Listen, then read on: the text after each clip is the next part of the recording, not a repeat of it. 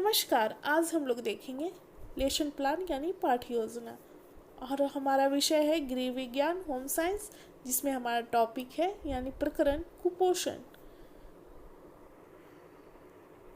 तो यहाँ पर हो जाएगा यही चीज़ जो हम लोग पहले से देखते आए हैं।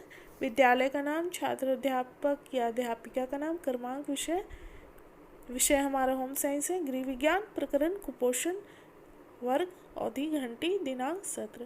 फिर उसके बाद समान उद्देश्य में सारा वही चीज़ हो जाता है, केवल विशिष्ट उद्देश्य में चेंज देखने को मिलता है जो हमारा प्रकरण से संबंधित होता है। तो पहला है छात्राओं में गृह विज्ञान विषय के प्रति रुचि उत्पन्न करना। दूसरा, छात्राओं में रचनात्मक विधि का विकास करना। तीसरा, छात्राओं में मानसिक शक्तियों का विकास करना। चौथा, छात्राओं में घरेलू कार्यों के प्रति रुचि उत्पन्न करना। पांचवा, छात्राओं को गृह विज्ञान का दैनिक जीवन में महत्व बताना। उसके बाद हमारा आ जाता है विशिष्ट उद्देश्य, जो हमारा प्रकरण से संबंधित रहेगा। छात्राएं कुपोषण के विषय में जान सकेंगी तथा उन्हें परिभाषित कर सकेंगी। छात्राएं कुपोषण के कारणों का पता लगा सकेंगी।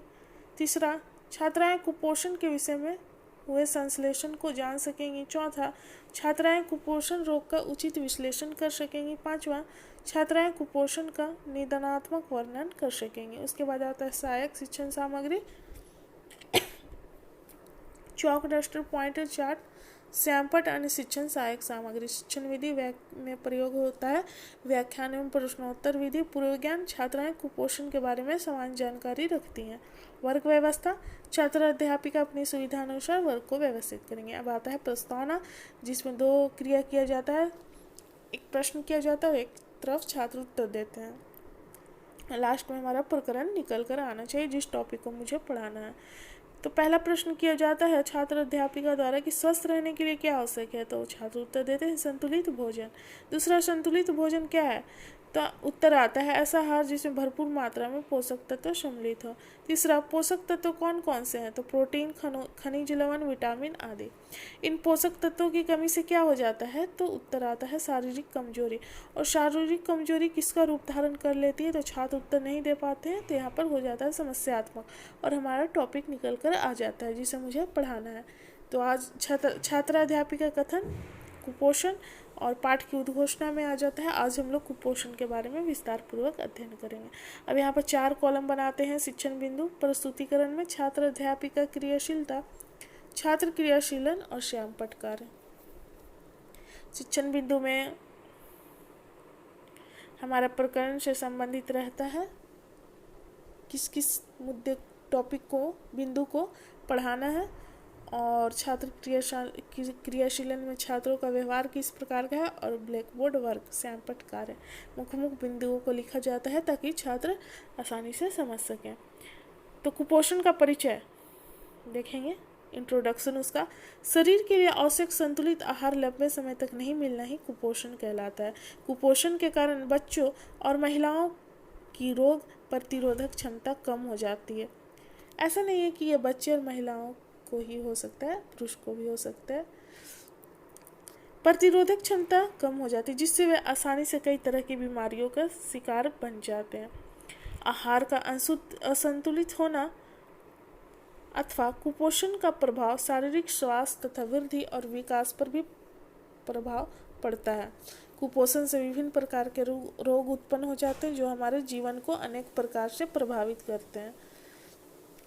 अब देखेंगे छात्र का किस प्रकार का व्यवहार है। तो छात्राएं ध्यान पूर्वक सुनेंगी, फिर छात्राएं कक्षा में अनुशासन बनाए रखेंगी। और ब्लैक बोर्ड वर्क में देखते हैं कुपोषण, तो शरीर के लिए आवश्यक संतुलित आहार लंबे समय तक नहीं मिलना ही कुपोषण कहलाता है और इससे विभिन्न प्रकार के रोग उत्पन्न होते हैं। अब जो व्याख्या दिए गए यहाँ पर दिए गए हैं उससे संबंधित प्रश्न किया जाता है छात्र अध्यापिका द्वारा। तो कुपोषण क्या है, तो छात्र उत्तर देते हैं शरीर के लिए आवश्यक संतुलित आहार के लंबे समय तक ना मिलना ही कुपोषण कहलाता है। अब देखेंगे कुपोषण के कारण, क्या कारण है कुपोषण का। तो पहला यहाँ पर है गरीबी, अशिक्षा, भोजन की अपर्याप्त पूर्ति यानी कि पूर्ति नहीं हो पाती है, अज्ञानता, बेरोजगारी, जनसंख्या वृद्धि और भोज्य पदार्थों में मिलावट आदि। और यहाँ पर देखेंगे श्यामपट्ट कार्य में कि कुपोषण का कारण क्या है, तो गरीबी, अशिक्षा, अज्ञानता, बेरोजगारी, जनसंख्या वृद्धि आदि।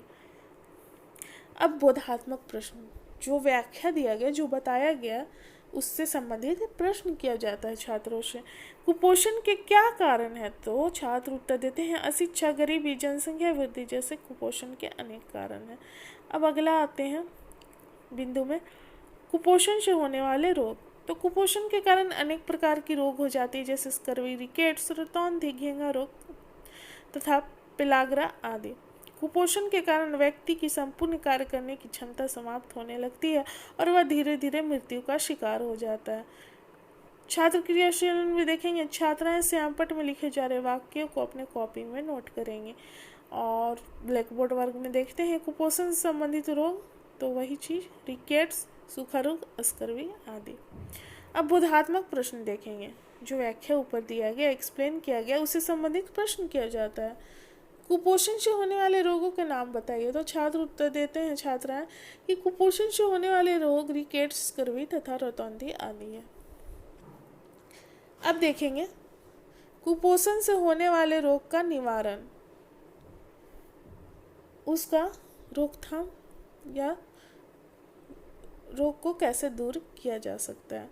तो भोजन में प्रोटीन की मात्रा बढ़ाना, रोज 1 कटोरी बीन्स और फाइबर युक्त भोजन का सेवन, भरपूर नींद लेना, साथ ही हरी शाक सब्जियों का सेवन करना, दूध तथा धूप आदि का सेवन। और यहाँ ब्लैक बोर्ड वर्ग में वही चीज़ हो जाएगा, कुपोषण के निवारण में पर्याप्त भोजन, हरी सब्जी, दूध का सेवन, भरपूर नींद आदि चीज़ें।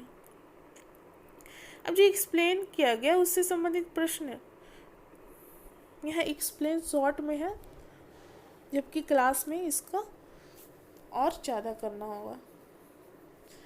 कुपोषण के निवारण के 2 उपाय, पर्याप्त भोजन, हरी शाक सब्जियों का सेवन। उसके बाद आता है मूल्यांकन। बच्चों का मूल्यांकन किया जाता है कि उन्होंने क्या सीखा है जो पढ़ाया गया। पहला, कुपोषण क्या है। दूसरा, असंतुलित भोजन क्या है। तीसरा, संतुलित भोजन क्या है। चौथा, कुपोषण का कारण बताइए। पांचवा, कुपोषण निवारण के उपाय बताएं। फिर पुनरावृत्ति, शिक्षण बिंदुओं को छोटे क्रम में दोहराया जाता है। तो संतुलित आहार का लंबे समय तक ना मिलना ही कुपोषण कहलाता है। दूसरा, कुपोषण के गरीबी, अशिक्षा, जनसंख्या वृद्धि जैसे अनेक कारण है। तीसरा, कुपोषण के कारण रिकेट्स, स्कर्वी जैसे अनेक रोग हो जाती है। चौथा, भोज्य पदार्थों पर उचित ध्यान देकर ही कुपोषण का निवारण किया जा सकता है। अब उसके बाद होमवर्क, गृह कार्य। तो कुपोषण क्या है, कुपोषण के रोकथाम के उपाय बताएं। अब मिलते हैं अगले लेसन प्लान या वीडियो में, दूसरे वीडियो में। धन्यवाद।